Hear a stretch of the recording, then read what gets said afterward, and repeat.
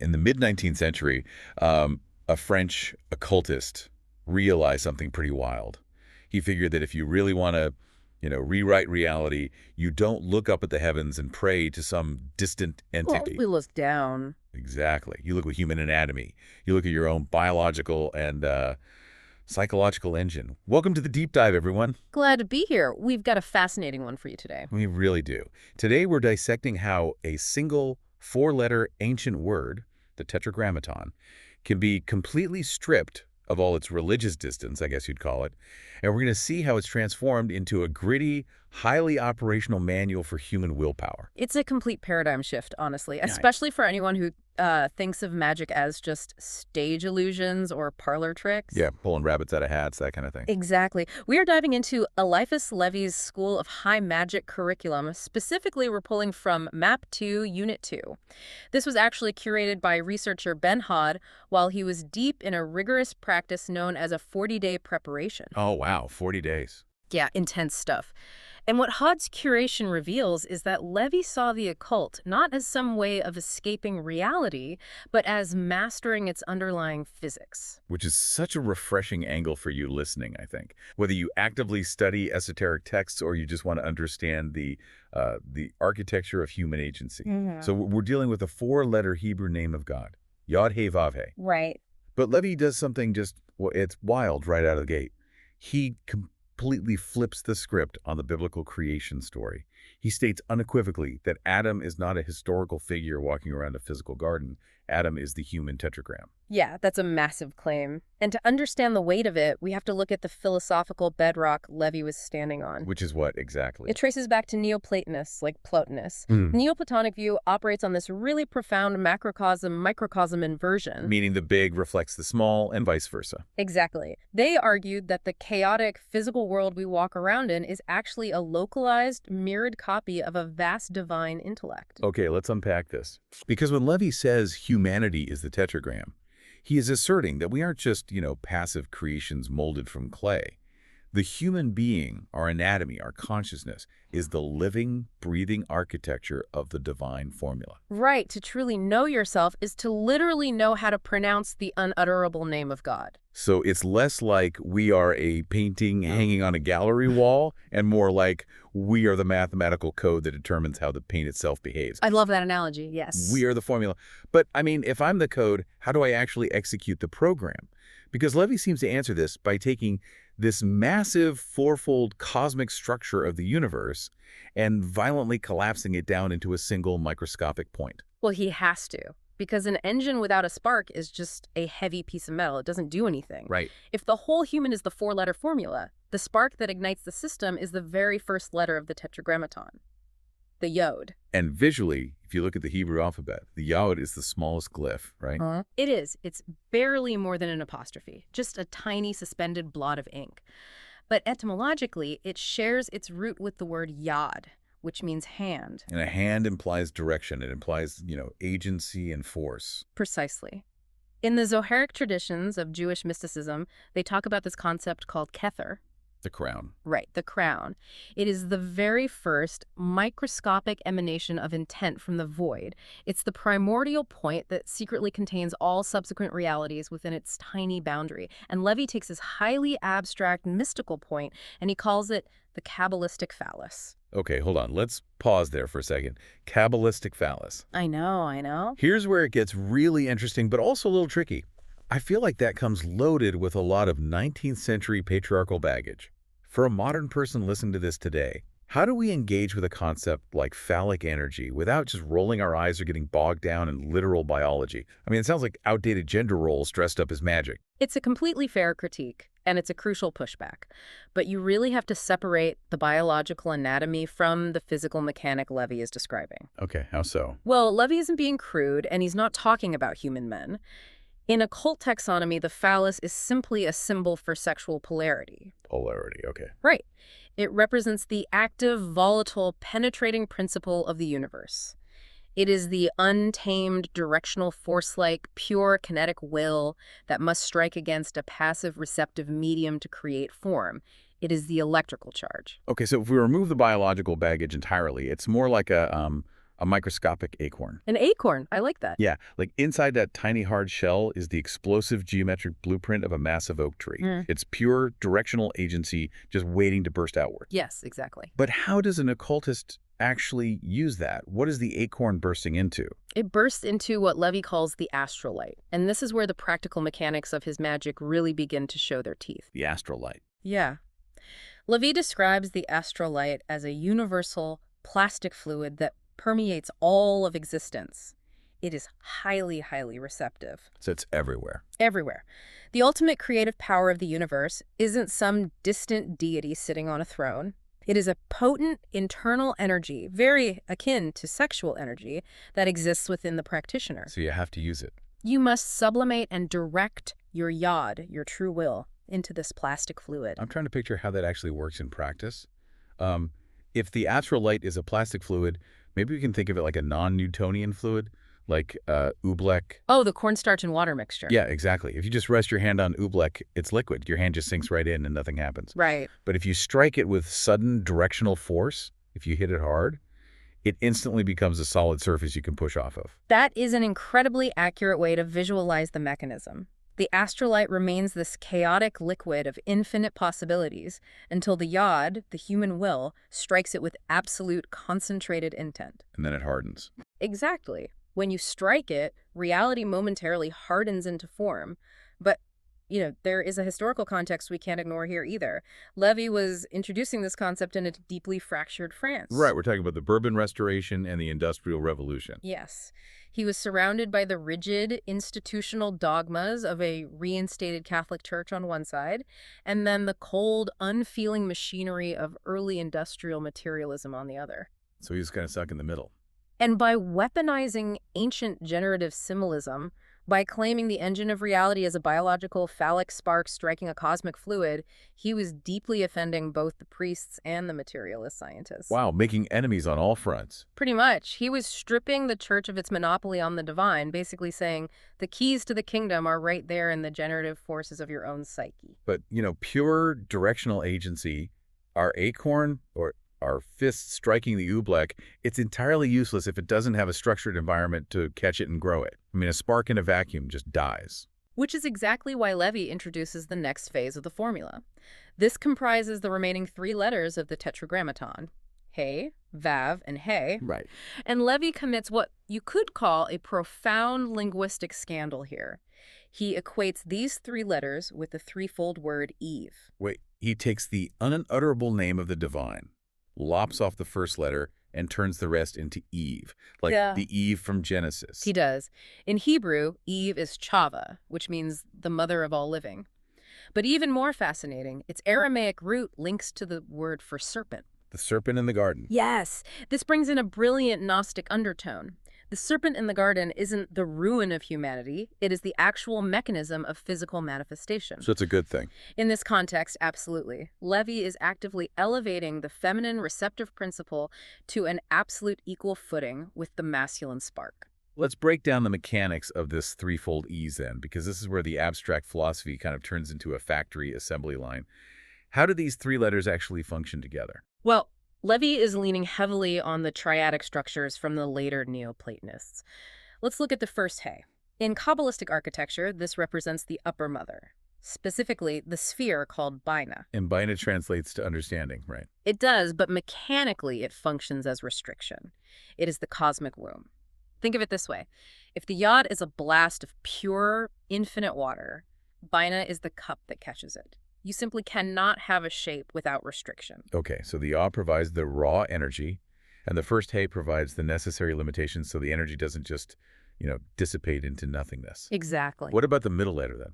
The Vav. The Vav translates literally to a hook or a nail. It acts as the bridge. If the first He is the concept in the mind, the Vav is the physical extension downward. It's the sun, or basically the conveyor belt moving the blueprint toward reality. And then the final letter. Finally, you reach the second He. This is Malkuth, the lower mother. This is the dense, heavy world of physical matter. It is the divine presence fully exiled into the tangible dirt of our reality. So when you add this threefold Eve, the cup, the conveyor belt, and the dirt to the initial spark of the Yod, you aren't just spelling a word. You are triggering a massive cosmic chemical reaction. Yes. God, in Levy's system, becomes an androgyne dynamo. The entire engine of reality is fueled by the tension between the masculine spark and this feminine generative matrix. And Levy pushes this mechanism even further. He claims that the ancient high priests actually possessed a secret, practical pronunciation of this name. A secret pronunciation. Yeah, one that allowed them to harness the astral light directly. He writes that they pronounced the Tetragrammaton as Jodhiva. Now, I have to step in here as someone who looks at language. Historically and philologically, pronouncing Yod-He-Vav-He as Johiva is, well, it's completely indefensible. It really is. It's a total fiction invented to serve his philosophical agenda. But magically speaking, operationally, it is pure genius. Why do you say that? Think about what happens physically when you speak. The breath bridges the gap between your internal consciousness and the external world. Right, it's a physical act. Exactly. By vocalizing the word as Jod-Hiva, you're literally forcing your larynx to marry Jod, the male active principle, and Hiva, the female receptive principle, in a single unified breath. That is the crux of it. The physical breath itself becomes the great magical agent. Levy is telling the practitioner that the astral light is captured right there in the vibration of the initiate's throat. Wow. Yeah. When you vocalize the marriage of active and passive, you aren't praying to an external god. You are triggering a sovereign equilibrium within your own biology. It's a formula for you to use when you approach any massive undertaking in your life. Because you can't just have pure aggressive ambition. That's just yod. It burns out. No, just the stories. And you can't just have passive receptive imagination either. That's just Eve, and nothing ever actually gets built. Yeah. You have to force the breath of your actions to hold both simultaneously. But Levy introduces a critical problem at this stage. This delicate balance of male and female creates a triad of generation, a trinity. Okay, and why is that a problem? Well, as any occultist or architect knows, a triangle is deeply unstable in the physical world. A trinity lacks the dimension required to possess true volume. It's an idea of a shape, not a shape itself. So how does this theoretical dynamo actually bind itself to reality? Right. How do we get from the realm of ideas into the actual heavy lifting of changing our circumstances? This is where we encounter the concept of a kat. A cut. Yeah. It's a Hebrew term denoting a singular, indivisible integrity. The core occult principle here is that the divine cannot remain stagnant. The transition from the three, the unmanifested trinity, into the four, the quaternary, represented by that final heavy heft of physical matter, is the necessary descent. The divine has to touch the dirt. The divine must spill over into the physical, yes. So what does this all mean? The Latin root of quaternary means a binding by fours, which makes sense when you consider the four classical elements, right? Earth, air, fire, and water. This is the grid of physical reality. Yes. For a magician to prove that their system actually has teeth, they cannot remain in the abstract trinity. To change the physical world, you must use the astral light to interact with the quaternary. You have to engage with the physical. But you don't attack a physical problem by hitting the physical form directly. You trace the dense four back up to the fertile womb of the three and then collapse it all back into the sovereign will of the one. You manipulate the blueprint to change the building. Let me try out an analogy here, because grasping the necessity of this heavy physical quaternary can be really tough. Imagine you are trying to push a heavy boulder, but you are standing on perfectly smooth, frictionless ice. Okay, I can picture that. You can push with all the pure will and energy you possess, your ultimate yod, but you won't move the boulder an inch. You'll just slide backward. To exert force, you actually need resistance. We need friction. Exactly. You need the grit, the dirt, the heavy limitations of the four elements to give your kinetic will something to grip onto. That's a brilliant way to conceptualize the value of physical limitation. Movement requires resistance. Levy drew heavily on the structural taxonomy of Renaissance grimoires for this. Like Agrippa. Yes, like Heinrich Cornelius Agrippa, because Agrippa provided the mechanical bridge between angelic theoretical hierarchies and the dense elemental world. The quaternary isn't a prison, it is the friction necessary for traction.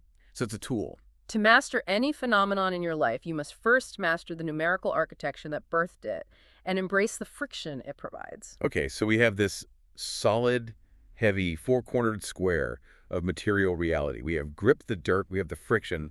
What is the practitioner actually supposed to do with it? That's the real question, isn't it? Right. If I'm looking at the unyielding square of my life circumstances, what is the operational step?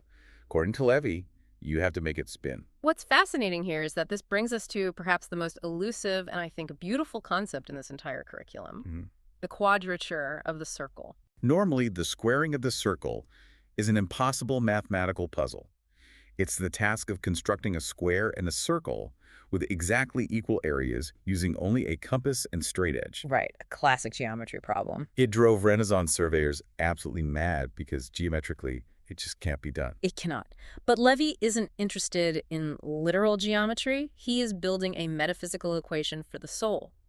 He says that the square, which represents the dense material world, the realm of generation, your physical circumstances, must be spun around a single point. Spun around a point. And when a square spins fast enough, it produces the visual and functional reality of a circle. The circle represents the unmanifest, the infinite divine monad.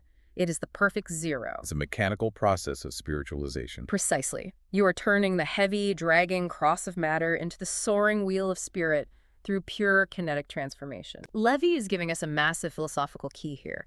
You do not achieve divinity by escaping the material world.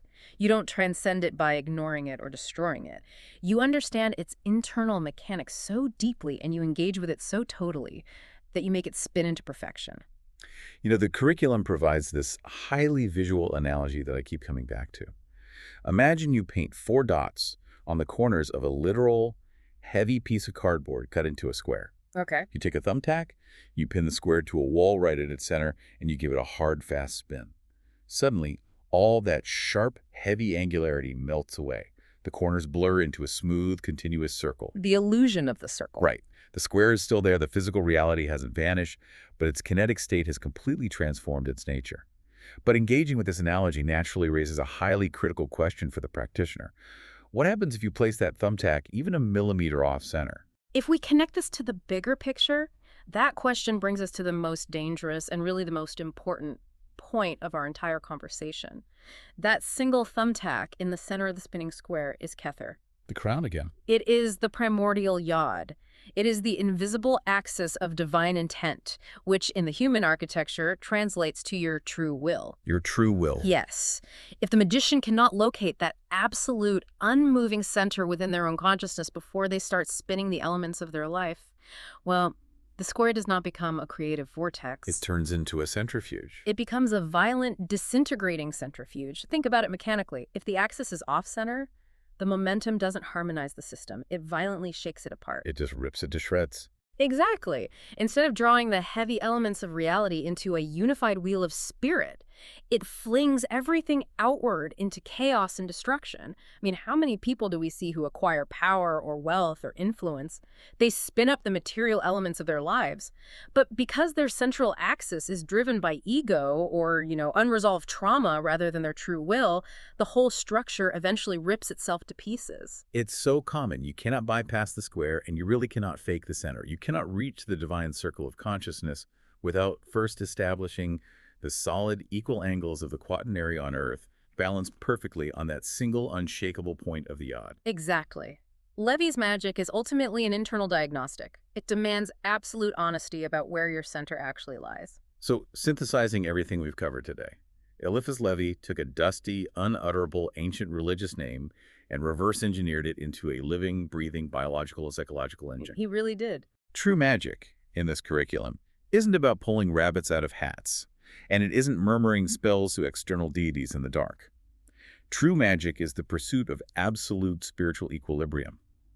It's balancing the 4 dense elements of your own nature around the singular, unshakable axis of your true will, so that the boundary between the human and the divine dissolves through kinetic action. Beautifully said. The ancient riddle isn't solved on a chalkboard. It's solved in the laboratory of the human soul.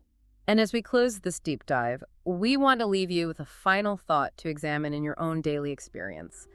Think about the areas of your life right now where you feel like you are spinning out of control. We all have them. Look at your projects, your relationships, your ambitions. Are you trying to force the heavy square of your material circumstances to rotate at high speed without first taking the time to find the unmoving, the true, authentic center of your will? Because until you locate that true center, any attempt to accelerate or move forward will always function as a centrifuge, tearing your reality apart, rather than the vortex of creation you are actually trying to build. Find your center, secure the tack, and we'll catch you on the next deep dive. I was a mark in the dark on a vellum sky, tiny as a breath where the first sparks hide. No choir, no throne, just a pulse in bone, like a hand in the dust saying become alive. Then a shape found shape